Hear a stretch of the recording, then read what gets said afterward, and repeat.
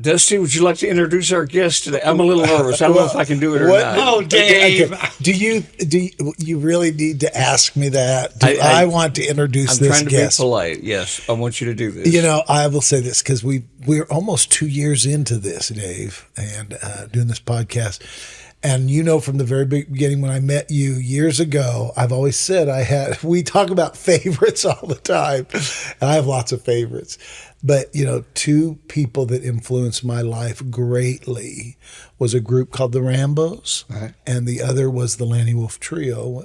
When I got saved on a bus ministry program, you've heard that story? Yes. And the couple that led me to the Lord introduced me to both groups' music. And today we are just so honored, and I am absolutely thrilled that we have the one and only, the original, the real deal, Lanny Wolfe with us. Thank you, Dusty. How Decades awesome. later. Yeah. Well, you guys are both older than me, so lots older than me. So, no, I'm just kidding. I am Dave, I'm thrilled. Two of the best songwriters and Christian music are sitting in this room with Dusty, who loves to market and sell and get the music out there. So this is awesome. So that's Dave Clark and Lanny Wolfe. Lanny, what an honor to have you here. And I don't get nervous very often, but I told you I've been a little nervous today. And this makes me happy. happy. It's not that what you've done or said that has tried to intimidate me, but as a guy who grew up wanting to be a writer, your songs have influenced generations, and I'm on that list. So it's an honor to have you here. Well, thank you, Dave. But when I think about all you've done, it's like, yeah, take the nervous and throw it off the table. Let's see how that goes. You know, I think it is funny, Dave. I was thinking about this. Two of Lanny's students were in Phillips, Craig, and Dean. One for sure.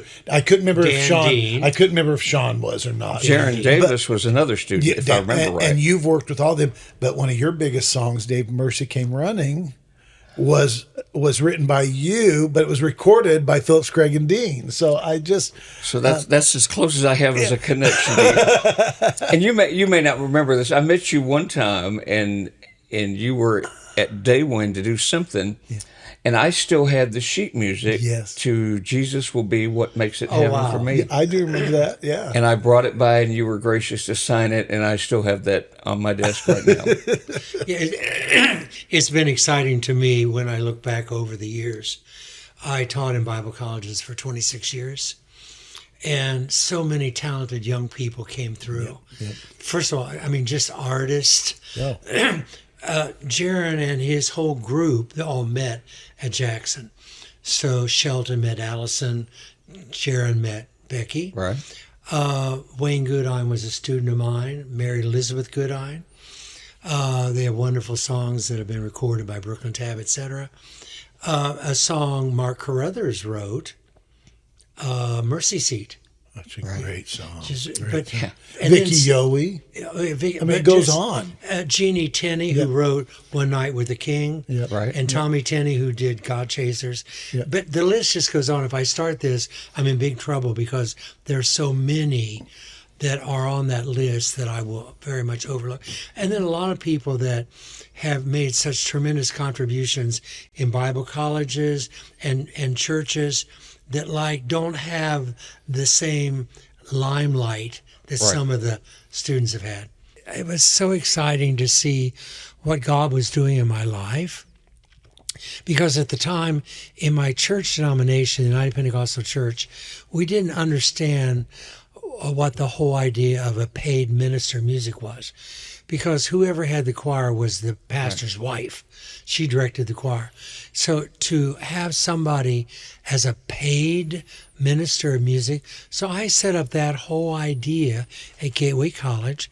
I don't know if you remember the singing Parkers. Sally Parker. Oh, sure. Kathy and Joe. Kathy, who married Mike Hayes. Yep.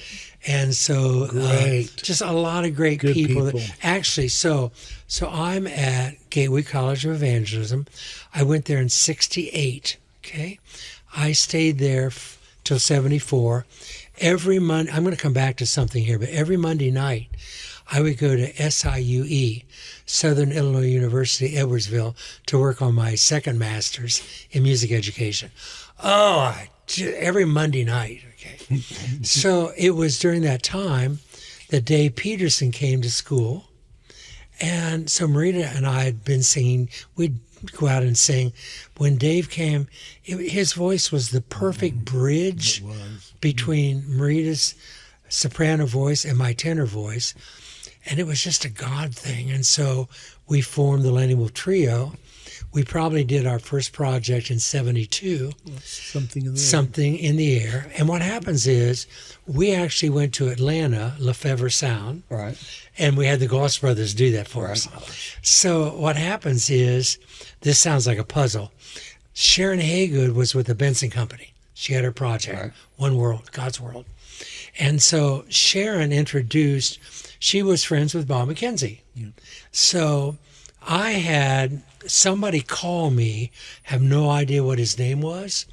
He said, we would like to do a project with you and your wife and your trio and da-da-da-da-da. I had no idea who he was. So I said, Sharon, could you kind of make an introduction to Bob McKenzie for us? Now, here's what people don't understand, because they think, oh, he's so strong and da-da-da-da. But I was very insecure, just very insecure. And had not that guy called on the phone, I would have never gone to the Benson Company. You know, I went to the Benson Company. This is really funny when I look back. I went to the Benson Company to ask them if this guy's deal was a good deal. That's so funny. It's so funny when I think about it. So I met Bob McKenzie, and he said, okay, we want these 6 songs. One was Jesus Did It For Me. Yep. One was Only Jesus. I forget what the other ones were. And so Bob McKenzie would right away say, okay, Spirit Family, you're going to do this. When Bob McKenzie said you're going to do something as an artist, you didn't pray about it. You didn't put a fleece Dave. out. You know that, Dave, don't you? No. Bob McKenzie, when he said you're going to do, oh, yes, sir. Well, and you didn't second guess Bob. You never second guessed him, except More Than Wonderful. Which is a different story. We'll come back to that. So on one of those Monday nights, coming home, so I was 20 miles from St. Louis, and so I'm going through the student union, and I hear Karen Carpenter. What a voice! Always get me down. And then so I'm walking out to my car, and I'm singing. I didn't hear always. I heard da da da da da. I'm in my car driving back to St. Louis. Something in the air. Whoa. So it's like I'm walking through the student union, and I heard something from heaven. Yeah. And so that was the title song for our first project. When I got back to St. Louis, I said, have any of you people heard this Karen Carpenter song? No. So I finally realized what God had done. Yeah. God had tricked me. Okay, here's that tune that you're going to pivot off of. Okay? Yeah.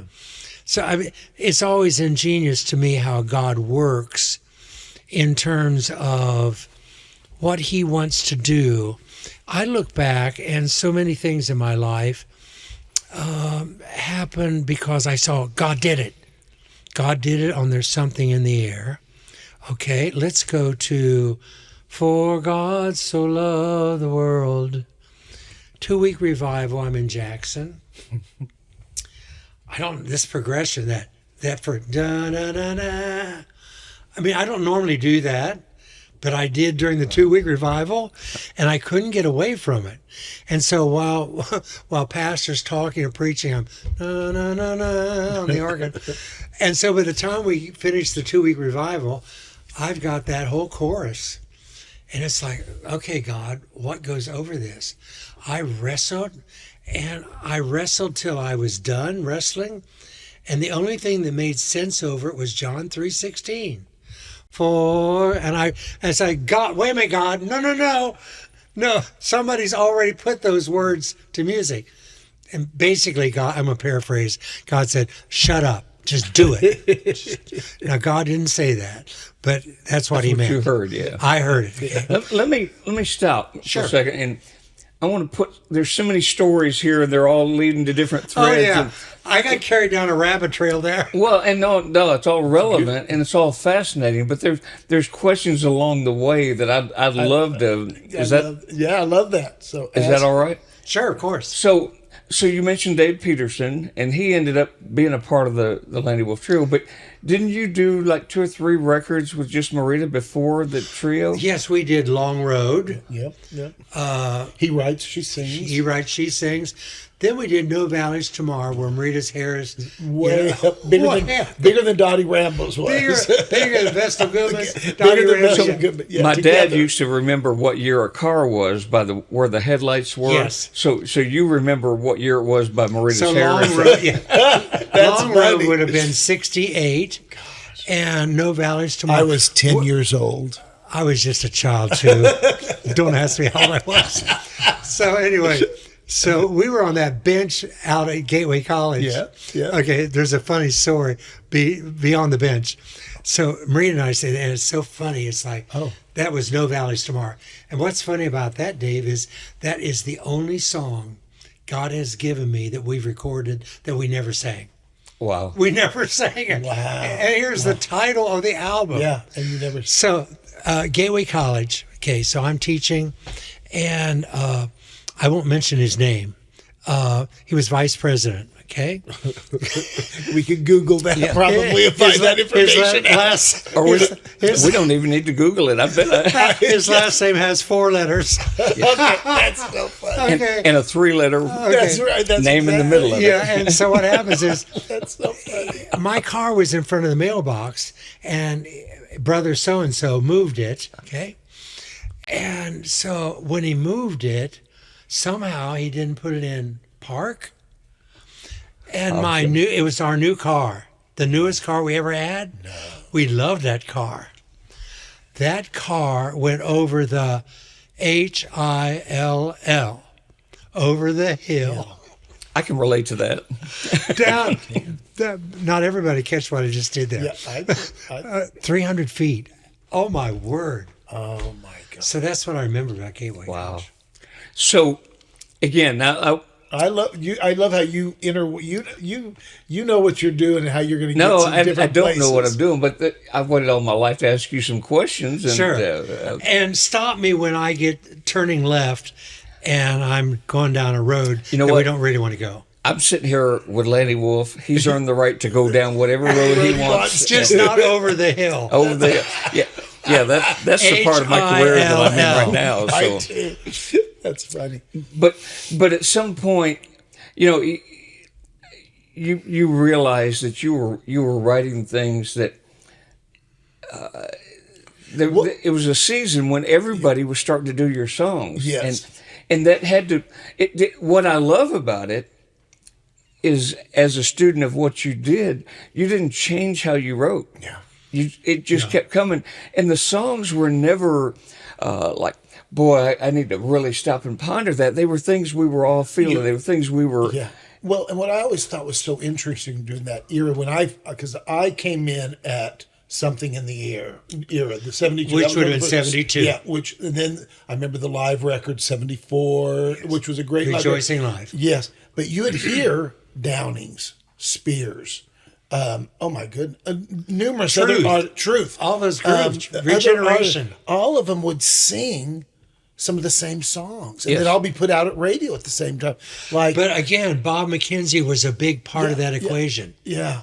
The same Bob McKenzie who, after when he produced our first 6 projects, and then Phil Johnson took over. Yeah. So I don't really like Bob. Forgive me, but I don't really like the way he arranged "Greater's He" for us. Right. It's this slow verse, and then we move into the fast chords.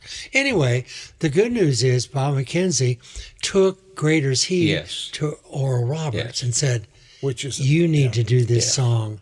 And they He did. was a. and it became their theme song. 6 years. Yeah, for years. TV would Six- open up, 6 there it years. was. Yeah. Yes. Now, in a full circle moment, we'll kind of get back to this a little bit, but you mentioned Truth, and that was Roger Breland. Roger Breland. Roger has a son whose name is Jason Breland, and Jason is worship leader at my church. And just a couple of weeks ago, we did a Lanny Wolfe song at our church called How Excellent Is Your Name. It's a Bradley Knight arrangement. How Excellent Your Mighty Name. Yes. And we also did the same song. And that's a newer song. Yes. That didn't come till like about But 2019. we also did that same song a year ago at the Kennedy Center in D.C. And it got, Did you? And it brought the house down. Yes. My song? Your song. Oh, that's... And so I love all the full circle moments. But again, I was watching back in about 72, 73 is when everybody really started talking. And back then, there were a lot of trios. You had, you remember Steve Adams Trio. Do you remember a name that's a little more obscure named Gene Braun? He was writing and he had a trio. And so obviously I had to have a trio. I mean, that we were watching you guys. That's so funny. And you were setting the mark so high with songs. And they were things everybody wanted to sing. And they were so honest. The lyrics. But I think also in that, the vocal mix, as wonderful as the Rambo trio was, most of the trios had a soprano, an alto, and a tenor, female. So Dave came along, and now that middle part is by this tenor timbre, and his voice was so. It just worked. It was so interesting because when I look back to that whole era, him and Marita could change parts, and you honestly couldn't know if it was Marita or Dave. But yet then they'd change back, and then you'd add in you, and that sound was. They just put. I was just a normal tenor. They put up with me. But they would change. Let's go with that. That's true. Okay, I'm going to turn left, right here. But they would change parts. I mean, they blended. So think about the song, blend. The Party. Yeah, you know how they blend. Oh, the blend, and then groups that do that without. They look at each other and know that's a family thing. And the fact that Dave came in and could do that and was not family, it makes that pretty unique. And what I realized, there's something about my pianistic style. I incorporate, Rachmaninoff would be pleased, so much rubato. And I'm a Nashville drummer's nightmare. They know that. Because but what's wonderful about that is, so when we're singing, there's something that's different about him. Marita and Dave and I, we have sung together so much that we sense those innuendos and the rubato. So how did Mackenzie handle that in the studio? Because that would drive a producer nuts. Oh, yes, it does. Because back then you would sing together in the studio. And you didn't have a click. Am I right? You didn't? When we first did, like Something in the Air, we were singing with the tracks. Singing with the musician. So let's sing a song about Jesus. Again, we were singing as the tracks were going down. And probably, Come On, Let's Praise Him. I'm thinking maybe all the way up to, even through maybe Brand New Touch. Which was because we live with those ghost vocals. So what would happen is, somewhere through there, when we started doing the tracks and having us not sing, that's when they were able to keep those in sync better. And not get thrown off by what we're doing. But when you listen to those records, you don't think about it. You just know it's great vocals. So we're talking 50 years from some of those songs. Oh my gosh. Oh yeah. And this morning, you know Alison Spear? Yeah, of course. We just talked about it. I don't know what you're going to say, but we just talked about it. I talked to her this morning. I told her you were coming in, and she said, I got to tell you, that song, Lord, You Know I Need a Brand New Touch, she said, that's still... oh my gosh. And I looked on iTunes at your greatest hits record, and there were like 14 songs on it, maybe. Is that right? 12 of them, I could sing from the top to the bottom, and they're 50 years old. I'm curious as a writer. I heard it said one time that if a songwriter finishes his career and they have 3 songs that people can sing, that's the standard for being a great songwriter. And I'm looking at song after song after song that 50 years later, and I'm curious, at what point did you realize that you had something that had really tapped into the mainstream of the evangelical movement. Did that ever dawn on you? Do you know, I'm being very honest here. Sure. Because a lot of people would not understand. They would think, you're not really telling us the truth. Dusty would understand this. Because I was always so busy. Let's go to Jackson College of Ministries. I was there from 74 to 93, did 18 music conferences. I would work till midnight. I mean, and on Friday night of the end of this music conference, I started planning for the next year. And then the trio was traveling, so I would be teaching colleges. Monday morning through Thursday, would take my group and leave on the bus, and we'd be someplace Thursday night, Friday night, Saturday night, Sunday morning, and then back to First Pentecostal Church for choir practice on Sunday night. And being a father and a husband at the same time. So I was so busy. I was just so busy that I didn't really think about all of that. I know, but there had to be a point when it hit you that everybody's doing my songs. I mean, what I'm curious, what was that like? But it's like, again, I know you don't believe me, Dave. I didn't really think about it then. But now when I look at YouTube and I see clips from all over the world. Which back then, even filming was a big deal. Oh, yeah. So we're not talking about filming. So we didn't have, and the trio, we didn't have videos until we hit Three Angel Broadcasting Network. Exactly. Because of the church. Because of the church. We were kind of locked into the perimeters of the church. But again, I felt like God wanted me to be there. You had many offers. Billy Graham Crusades, TB, and back then PTL wanted them so to with be those denominational restrictions in that era, you wouldn't even had a way to measure probably how far the songs There's were. no way. I mean, I remember when we were invited to sing at the 84 Billy Graham Crusade in Florida. And, you know, my pastor, who was my boss at the church and the college, said no. And I respected that. I could have said, but if they would have invited you to do the invocation, would you?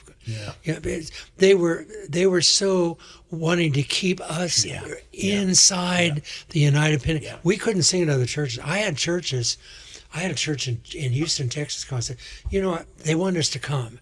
And I'd always have to try to figure out how to say this in such a way that I didn't blame my pastor.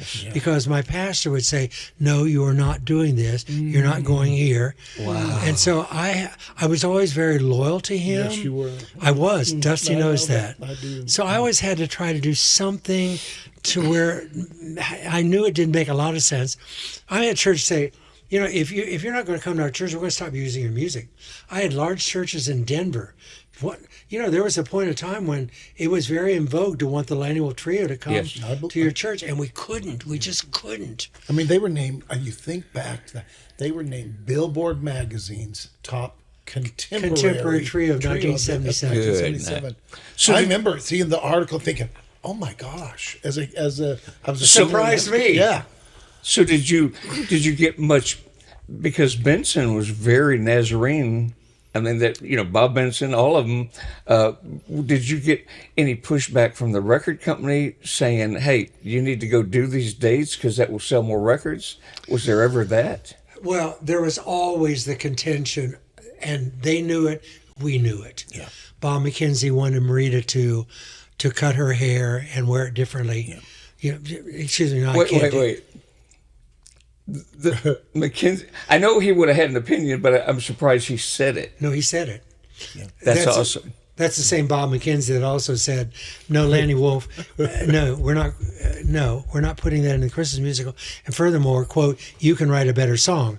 And he was talking about More Than Wonderful. Yes, and that worked out okay. For everybody. Yeah. Songwriter of the Year, Grammy of the Year, Grammy. Yeah. So, Bill Gaither and Sandi Patty both said that their appearance on a Billy Graham Crusade catapulted. Oh yeah.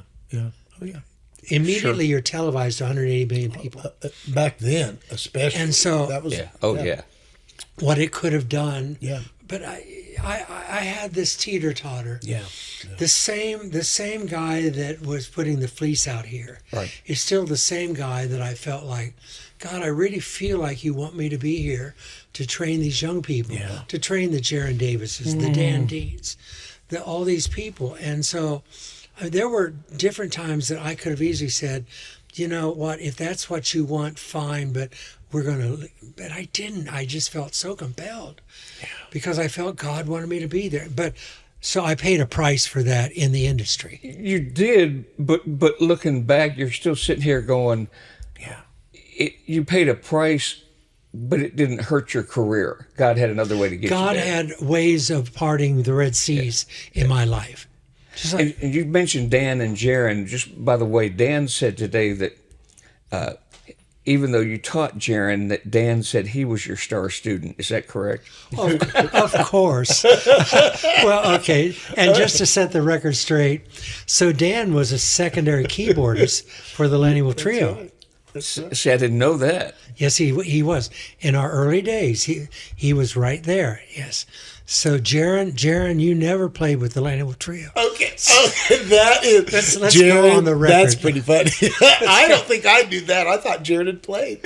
Man, That's awesome. That makes me very happy. So I'm sitting here thinking you're talking about that story, and I remember a lot of reading up that about the back and forth to different colleges, and this was going to be your dream job, but you got out there and it really wasn't, and then you're trying to decide and everything affected your family. And then I hear a song years later that says, hey, whatever it takes to draw closer to you, Oh, wow. that's what I'd be willing to do. Were you drawing from water from a well that you had drank from? Or were those still everyday prayers? These special songs come because God places a seed of inspiration that the song grows from. They don't just happen. So this song came when I was at St. Louis for that 6-year period. It was a Wednesday night at the college. All the students have to come unless you're working, okay? I was preaching. I'm not a legal preacher, but yeah, I preach. I do whatever I need to do. So they asked me to preach on that Wednesday night. So I, quote, preached. We were in a Catholic monastery that had been renovated. Okay. So below the sanctuary, we had statues and marble and had a 9-foot piano there. So below the sanctuary was the cafeteria. So on a Wednesday night after the service, the kids would go one level lower and do hamburgers. Okay. So I preached and I kind of invited them to come to the altar, not get saved, but just reconsecrate, whatever. We do that very casually and very easily in the church denominations that I've been a part of and are a part of. So I preached, I gave the overture to come. So here they come. Now I lay me down to sleep. Bye. So they were there for just a few minutes, few seconds, few minutes. And so I'm standing there and I'm crushed. I think, wait a minute. You didn't get it. I'm back to 928 Ridge Street. God, you didn't get it. Hey, you guys didn't get it. Do I have to preach it again? I was so hurt. I went to the grand piano. I'm laying on the floor. Mm-hmm. And that's where God gave me for whatever it takes to draw closer to you.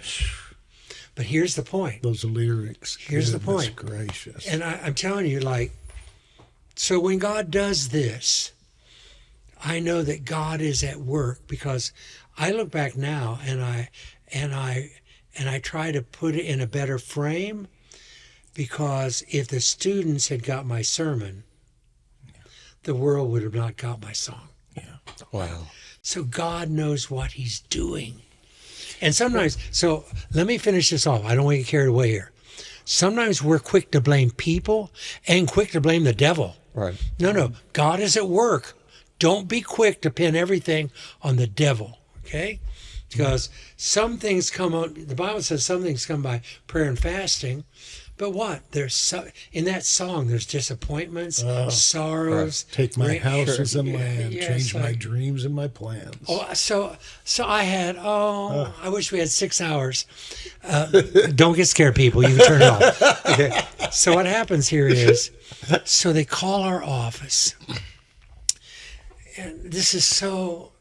It's so touching to me because when I think about what God did that Wednesday night in St. Louis. You remember the 8-year-old boys in West Memphis who were killed by the teenagers who were in witchcraft? Yes. The father of one of those 8-year-old boys is standing over the son's casket and is singing, "Take the dearest things to me." We had a lady call our office and she said, "I just want to tell you that my husband, he works for the electric company. He was on the pole and he got electrocuted. And they said, if he even lives, he'll be just a vegetable." She said, "This Sunday, my husband is going to church and he's going to sing, 'For whatever it takes.'" It's so many right places for that song. Exactly right. And there's an old country song that says the song remembers when, and it talks about the smell of something that. And I've always maintained only a songwriter understands that, because you're rattling off St. Louis, you're rattling off stories that were like they were yesterday, but they were 50 and 60 years ago. Yes. So the writer, Dusty, interrupt me because I've been waiting a long time to ask these kind of questions. I love it. Yeah. So when I listen to your songs, some people are surprised to know that people work at a craft of writing. That they're actually, and I know you do it, but you craft it so well that it sounds like it just came out that way. And so I teach at some writer conferences several times a year. And, Sure. And I think rhyme is important. I think it matters in how people listen. But there are two examples I always use of songs that didn't rhyme. And one is John Denver's Annie song. Okay. There's no rhyme in it. Nope. And the other one that I always quote is the chorus to My House is Full. Is that right? We just talked about My House is Full. And here's the deal. I didn't realize that when I wrote it. That was one of these songs that it was a message. I was in a church service, and the line was, "My house is full, but my field is empty." So, And that'll write. That'll write. But you know what is kind of ironic? Joan Ewing, Merle Ewing's wife, was sitting in that same audience, and she didn't get it. So when I think about, "My house is full, my field is empty, who will go and work for me today? Seems that my children all want to sit around my table, but no one wants to work in my We just talked about field. this. No one wants to work in my field." I didn't realize when I wrote, because it was so much God. Yeah. And I didn't love argue that. with him. Oh. One of my students years later said, "Oh, are you aware? Because I'm a rhyme king. Yeah, you are. Yeah, No, I'm incredible. strict rhyme. Yeah. Yes. This old loose rhyme thing, that doesn't fly with me." Which is why that stood out to me. Whoa, yes. And then I have another song. Most of my songs have a certain template. You take Jesus be the Lord of all. Jesus be the Lord of all. Same as one. Jesus be the Lord. Same as 2 and 1. The King, and that's an extension. Yes. That's a very, very common template for a Lanny Wolfe song. Yeah. Another template would be, "I keep falling in love with him over and over and over and over again. I keep falling in love with him over and over." Okay, third line, I go to Andre Crouch. He loves that internal rhyme on the third line.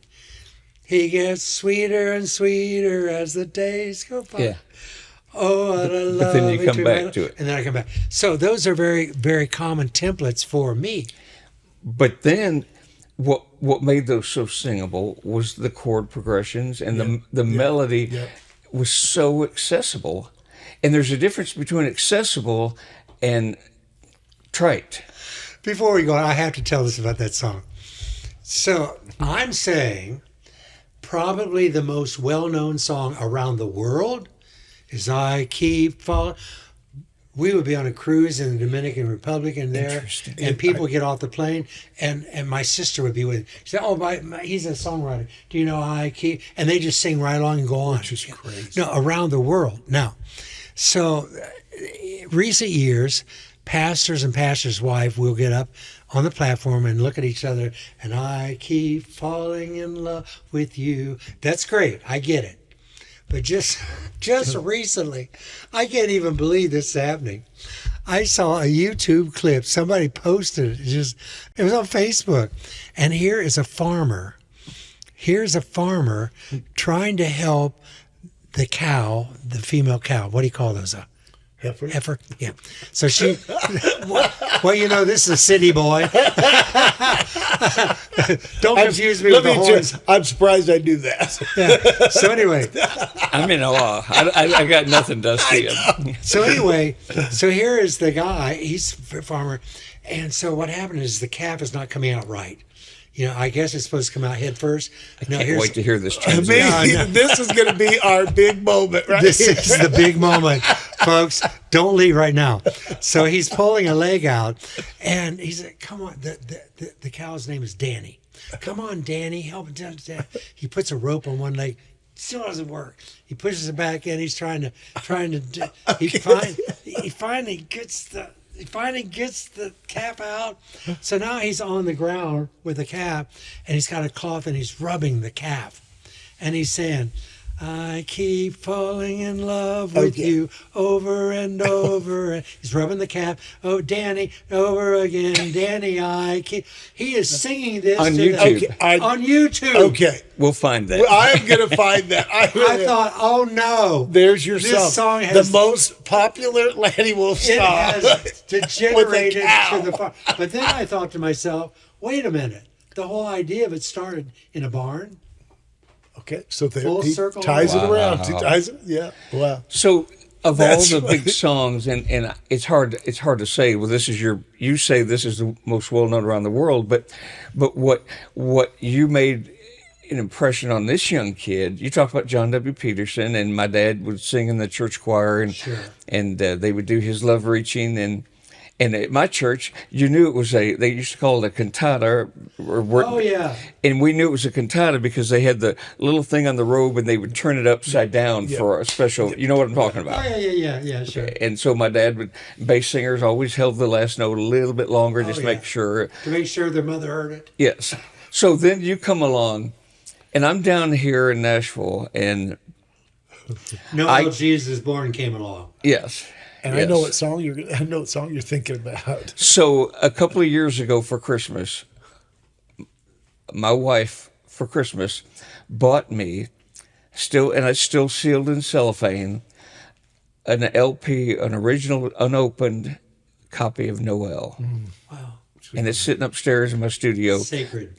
And it's I'd love to have you autograph it, but I don't want to take the cellophane off it. And there was an 11-note gut string guitar that, if I remember, Joe Huffman, is that right? Joe played that? I think so. And Joe played, and it went da da da da da da da da da da. And when you add Doug Oldham to all of that. Yes. Okay. That, as a guy who's written more musicals than I can count, that's still the best musical I've ever heard. That intro, Russell Malden, many years ago now, he said, we were doing a project for Benson. He said, okay, we're going to do a gut string intro. Will you hush about it now? Shut up. All these years, I've been saying that was still the best way, because we tend to start big and we get bigger. And and then on the, now tell me if I'm right, because I should go up and look at this, but on the back of that LP, you wrote backliner notes. I remember that. And you opened. If you say so. And your opening line said something like, the inspiration for writing songs is as exciting as the way, do you remember this line?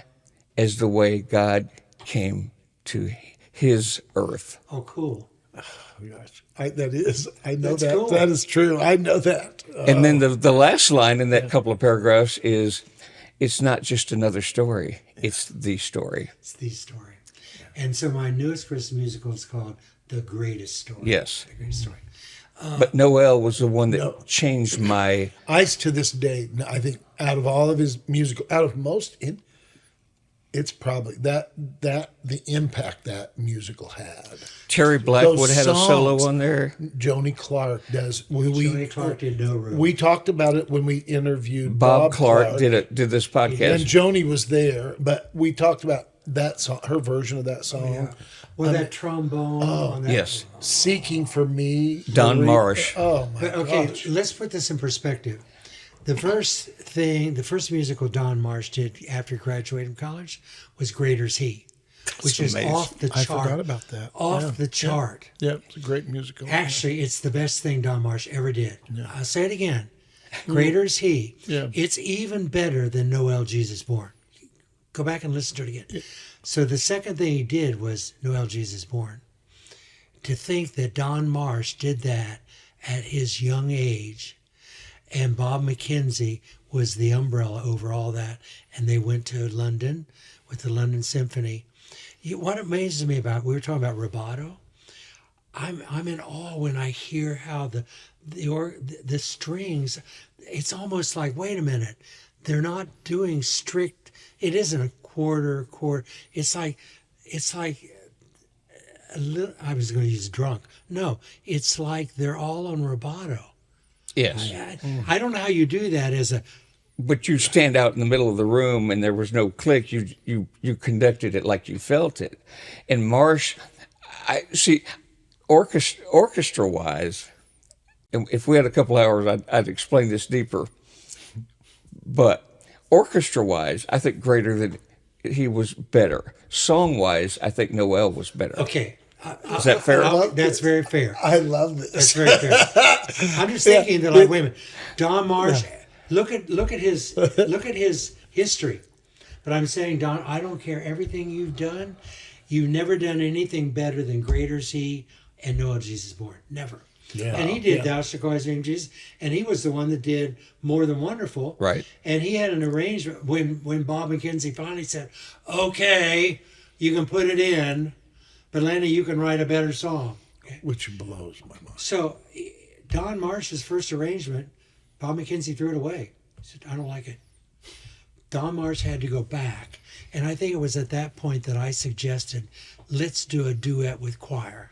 And that's when that all came together. Then, of course, Larnelle was not in the studio at the same time Sandi was. Right. So Joni Clark Joni was the dummy voice. Yes. So what's amazing about that to me is, like, here's Larnelle working around Joni, who is not at all going to necessarily do what. Then Sandi has to come in and figure out what makes sense around what he did. We talked, Larnelle was on this as well, and we talked about that. Now, do I remember this right? Because this is what I heard. I'm anxious to see if it reconciles with what your memory is. I was told by somebody that when Noel was turned in, they said, it's close, but let's table it until next year and go back and rework it and put it out a year later than it was originally slated. Did you remember that at all? No, I never heard that. Okay. Never heard that. What I do know is, and you appreciate this, both of you, because I said that I was always very busy with the ministry. Yeah. I didn't worry about numbers. I just knew that we were under 3-year contracts. Okay, we need 3 projects. Okay, 10 new songs. So I know that, okay, God, you got to give me 10 new songs. I never scratched for the songs. God gave them at right times when he had the inspiration. Yes. So I was busy about all that, but sometime later, I saw some sales sheet, and at some point of time, Noel Jesus Born had sold 225,000 choral books. That wouldn't surprise me. Which is staggering. Which is staggering. Which is staggering. In today's marketplace, it would be totally unheard of. But when you even, and I'm 67 years old. I remember that. I don't remember a lot about Christmas musicals back then. But I remember that was the Christmas musical. Sure. And I was in a church Still is. that was very church musical. But that was the musical that everybody wanted. And it goes back to what you said.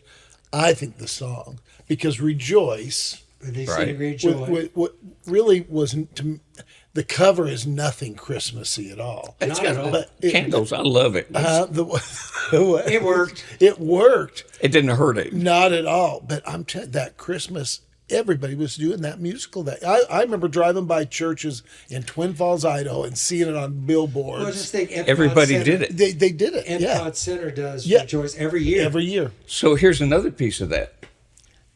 I don't read a lot. I shouldn't even admit this, but None of us do. my favorite author is a guy who was my Sunday school teacher when I first moved to Nashville when I was 17.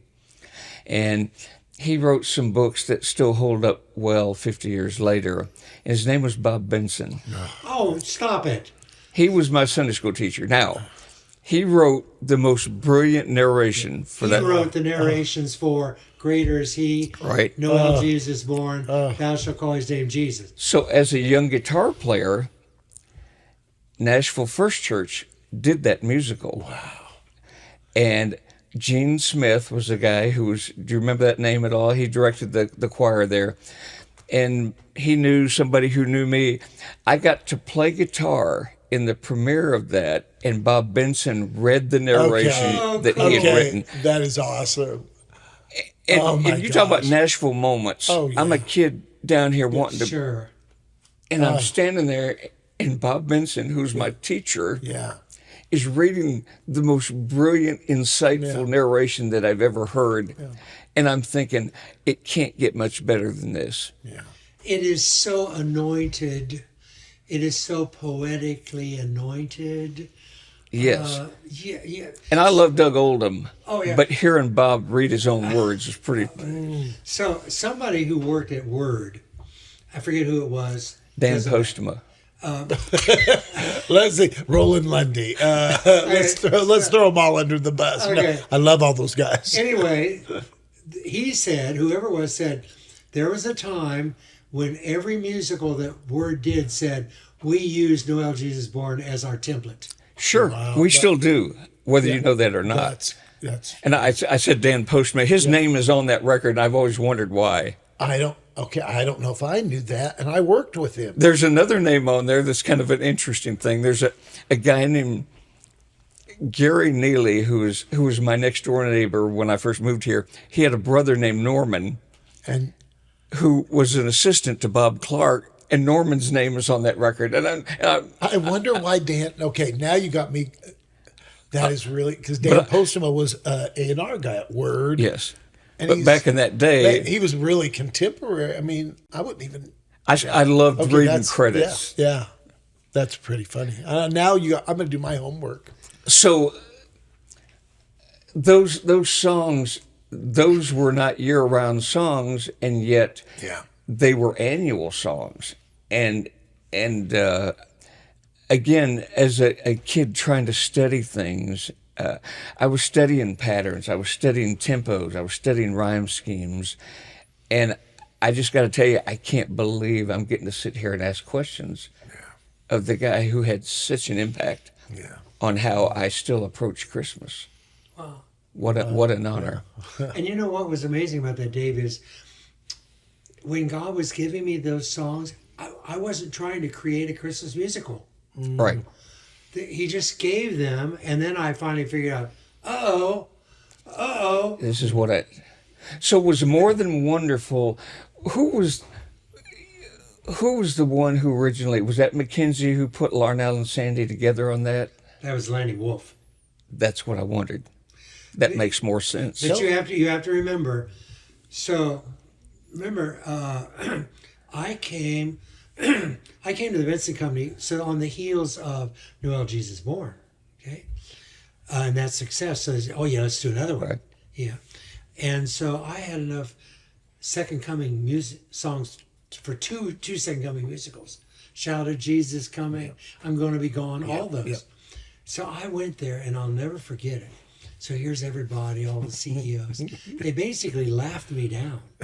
No, basically it's like, are you kidding? Churches won't buy a second coming musical. And so it was so, they thought it was a joke. They said, one of the guys around the table said, oh yeah, we'll start it. Somebody will be in the casket and we'll raise the lid. And then so they went around the table. Bob Benson was there, and they all had reasons why. Yes, we want to go, but maybe the next bus. Yeah. They all. One guy said, oh, I just got married and da da da da da. And another guy, I won't mention names, said, oh yeah, I have kids in college. I'd really like to. So yeah, we really want to go, but not right now, not ready. So that's when Bob McKenzie said, Lanny, why don't you write a song about Isaiah 9:6? Okay, da da da da. Went home, did it. Trio sang it. We just sang it, no track, no arrangement, but we kind of liked what we felt, So I brought it back, and basically he said, no, shouldn't put it in the musical, and the infamous remark about you can write a better song. I had to beg, barter, and plead to get it, to just, no, please, let's do it. And then my suggestion was, let's pair up Sandi, Patty, and Laura Harris. So, and the rest is, no, it caught everybody by surprise, because after they put their vocals on there and they're mixing it down, like, whoa! So they sent out 45s. That's what this is the story I heard. Yeah. 45s. And then Larnelle and Sandi went to Bill Gaither's Thanksgiving. Yep. And the rest is it. So think about this. It is December of 83. I'm in I was on the Gospel Music Board of Directors for 2 years, so I'm in Nashville. And they were, at that time, Great is the Lord, and Michael W. Smith's on there, Tony. So I just got real concerned. I get in a phone booth. Yes, those were real things, people. I love it. So I got in the phone booth, and I called the Benson Company. I said, you know what? We really need to, because More Than Wonderful had only been in Thou Shalt Call His Name Jesus. Think about it. In a choral book that basically choir directors saw. Yeah. Okay? So I said, we really need to put this in sheet music. Well, it's been a hard year. The Benson Company finally ended up taking money out of supplies to put More Than Wonderful in sheet music in December of 83. February of 84, I'm in choir practice in Jackson. Somebody said, oh, did you know that Sandi and Larnelle got a Grammy? I didn't even know they were up for it. I'm saying, people keep thinking, oh, no, I'm busy doing my thing. Yes. I'm always doing my thing. And so that was February. And then when we come around to Dove Awards, so it got what? Song of the Year, Songwriter of the Year, female, it got everything. Yeah. And so why I'm saying it this way is, number one, there were a lot of people in Nashville that would not have cast vote for this guy who was in this conservative church organization that wasn't a part of their parties. Yes. Yeah. So that's why I look and say, God did it. Yeah. God did it. And God's still doing it. God's still finding ways to confirm ministries that don't walk through the regular door. God took our music outside the United Pentecostal Church. Oh, yeah. Before we ever knew. In other words, we were chained into this because they wanted to make sure we didn't get out. Yeah. Okay? But God said, excuse me. And that music went around the world. Yeah. By so many different artists, not just the Lanny Wolfe Trio, but many other artists. So then you have that song I said, 2-week revival for God so loved. I don't know how it happened, but I sent it to Rodina Preston, Billy Preston's sister. And they said, yeah, we want to do it. So I taught it to James Cleveland Gospel Music Workshop America, 1982. It was in Houston. So I was in Jackson. Okay, 1,500 voice choir. They don't have that size choir today in James Cleveland. Okay, you think? No, I know, because so this song we were talking about, How Excellent Your Mighty Name. I actually taught it 2 years ago, or 3 years ago, and they loved it so much they brought it back, and I did it 2 years in a row. Wow. So anyway, here is this white boy, maybe the first white guy that ever directed a James Cleveland workshop choir. Wow. for God. And I'm telling you, so look how God shows up. Yeah. Everlasting life. It's a great song. The soloist fell backwards. The drummer fell into the drums.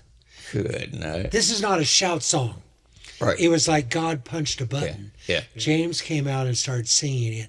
So, in 25 years, For God So Loved the World is in the top 5 Gospel Music Workshop of America songs. Think 15 a year, 25. Yeah. On their 20th anniversary, it was there.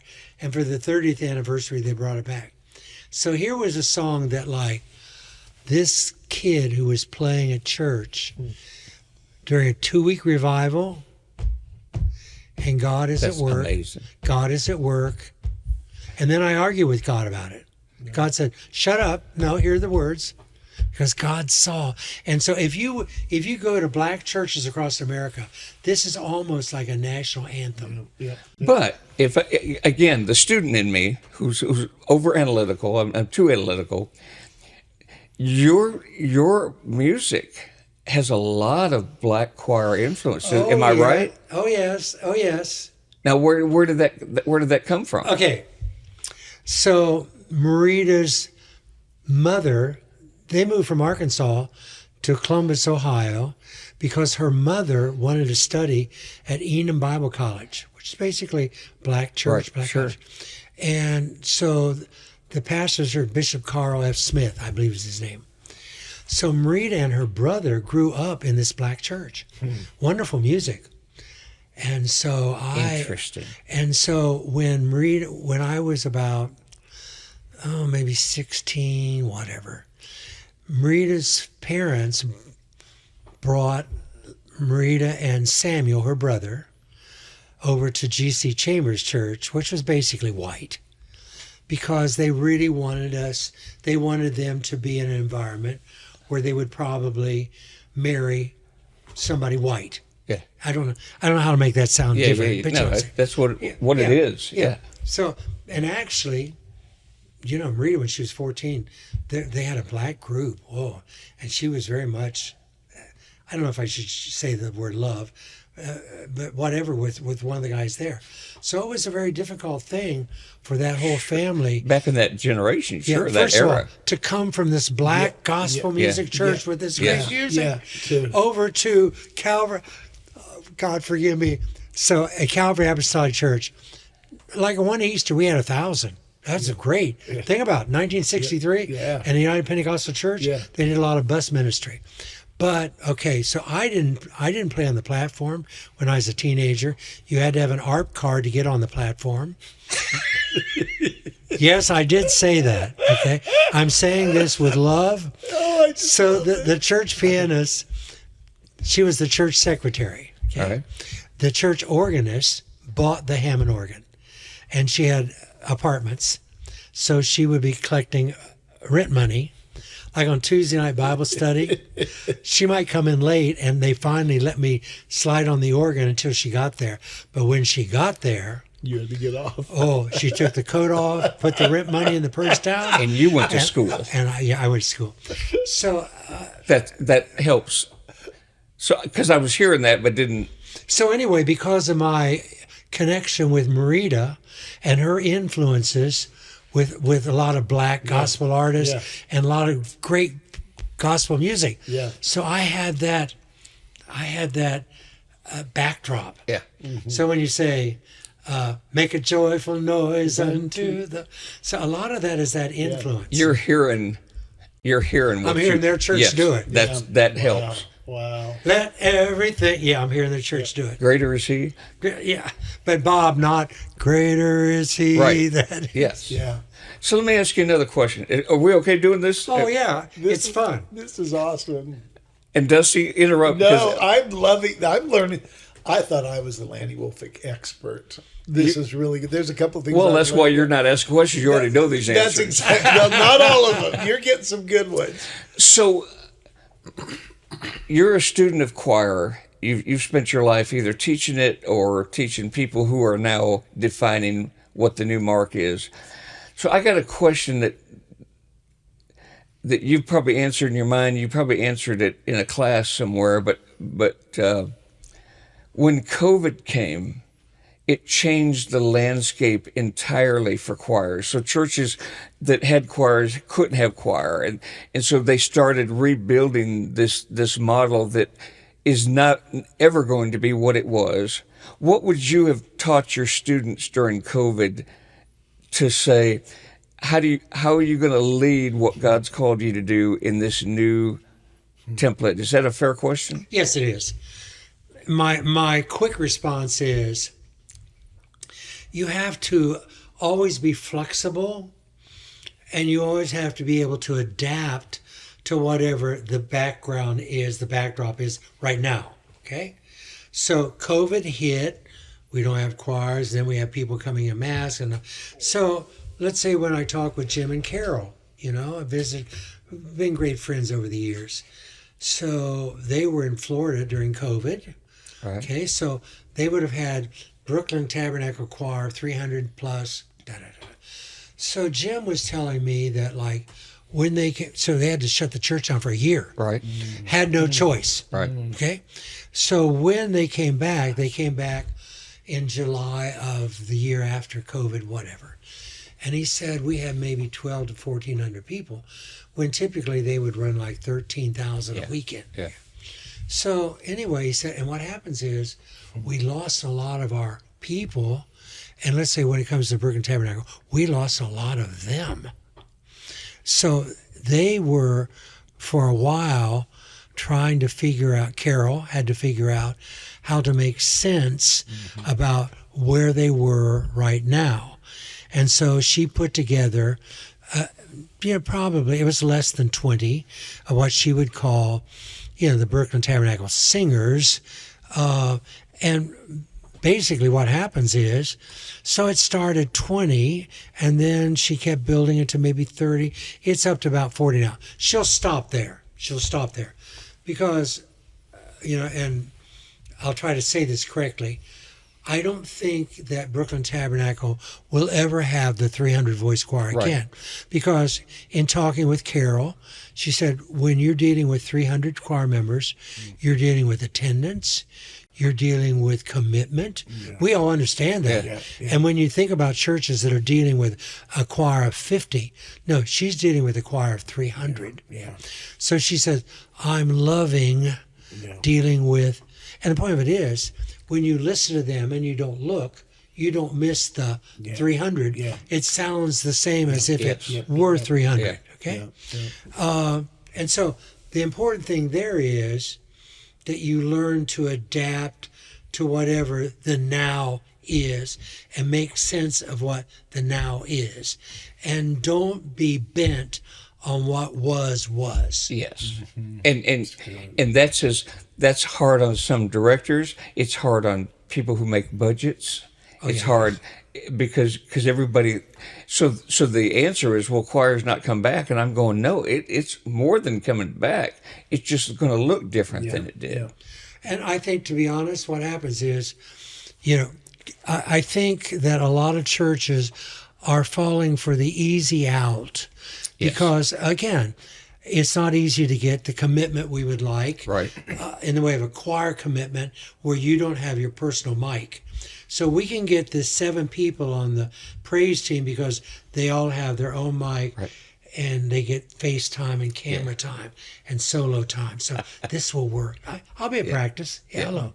But when you take, it always amazed me how Carol did this. I remember Wanda. She was back in row 13. She was a model. Yeah. Wanda Getty, maybe.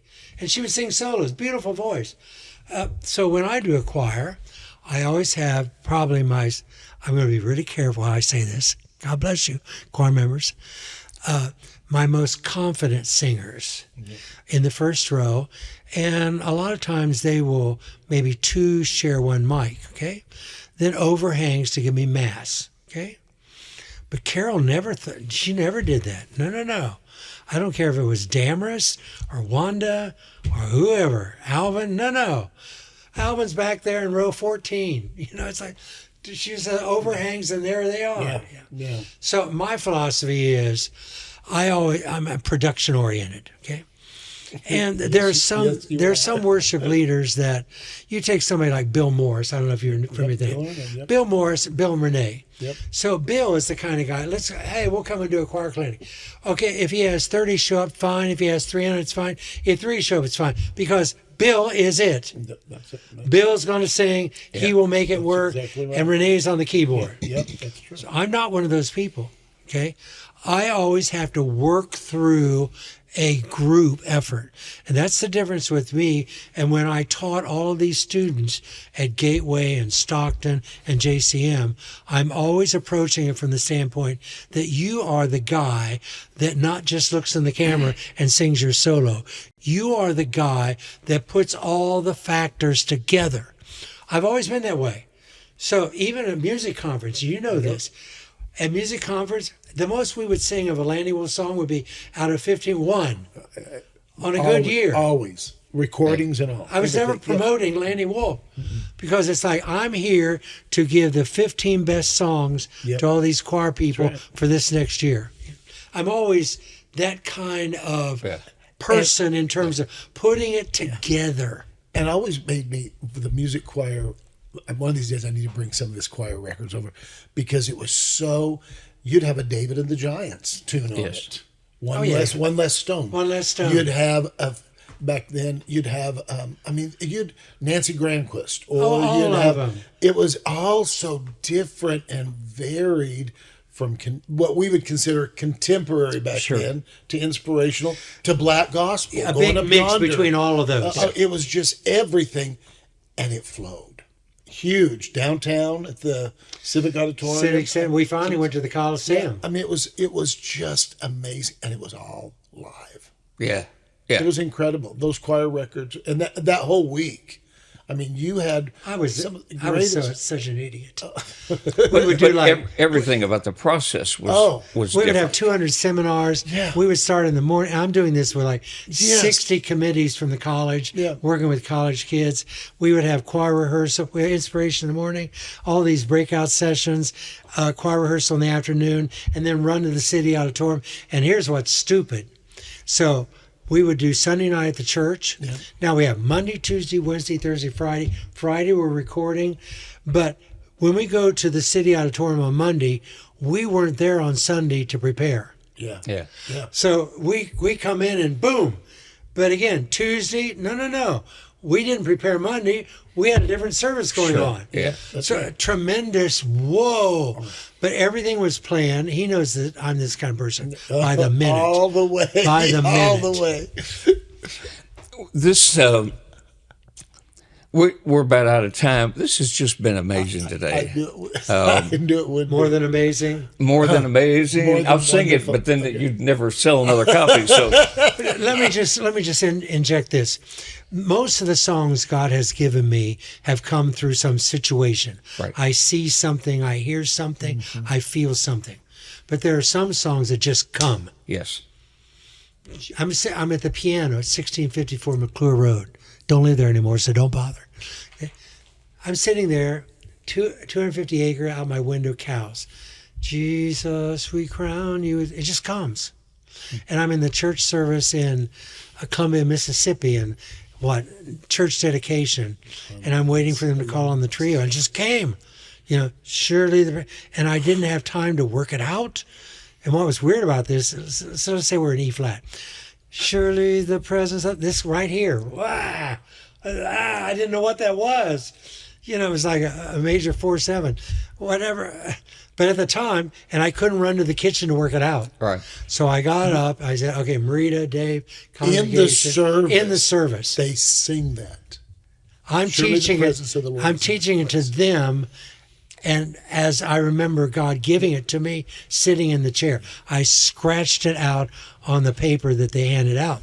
So then, after that, the church went through a tornado or something. And they thought they'd lost. They found that paper that I scribbled out the lyrics in the organ bench.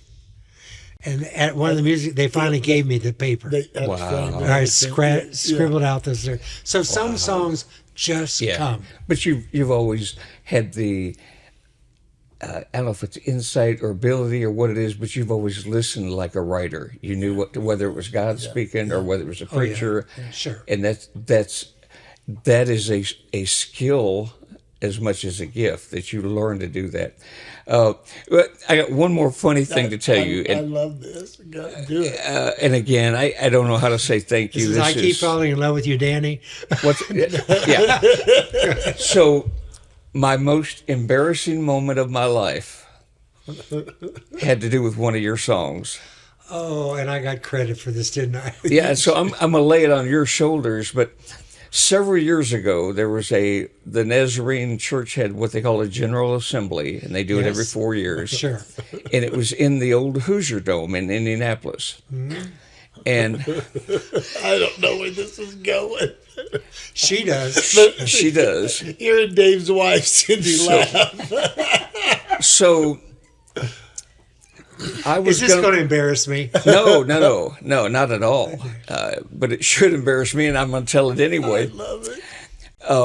I was playing guitar in the house band for the worship, which was a big honor. Sure. So I'm in, and I'm a B player on my good days, but they were letting me play electric in this house band, and we're in the Hoosier Dome, and there's a 250 voice choir of Nazarenes from all around the world singing. There you go. So I thought we were doing sound check, and they had different PR groups from the Nazarene colleges come in, and they were, I thought, doing sound checks. I didn't know the service had started. Uh-oh. So they did an a cappella arrangement of Surely the Presence. And it was lush, it was stunning, it was beautiful. And at the end of their song, Surely the Presence of the Lord is in this place, what you hear through the entire arena is da da da da. Oh no, Dave! Oh no! Because you thought it was your sound check. I thought it was sound check. I didn't know my guitar was on. No. Cindy was in the choir. Dave. And she said everybody looked at her like, surely the shy guy wouldn't have done something that stupid. No wonder Cindy is laughing.